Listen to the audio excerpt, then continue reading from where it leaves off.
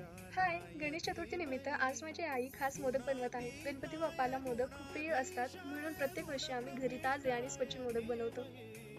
मोदक बनवण्यासाठी अगोदर तांदळाचं पीठ, त्यामध्ये थोडासा मीठ आणि तूप घालून मळून घ्यायचं आहे. नारळ, गूळ, खसखसी आणि ड्रायफ्रुट्स घालून त्याची पुरण तयार करून घ्यायची आहे. मग त्याची छोटी गोळी करून घ्यायची.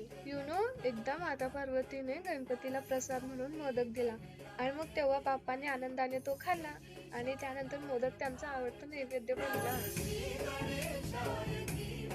आईने एवढ्या प्रेमाने आणि बरकाईने सगळ्या मोदकांचा आकार केला आहे. शेवटी स्टीमवर वाफले की हे मोदक अगदी खुसखुशीत आणि स्वादिष्ट तयार होतात. आमच्या घरी प्रत्येक वर्षी हे मोदक एक खास आनंदाचा क्षण बनून येतात.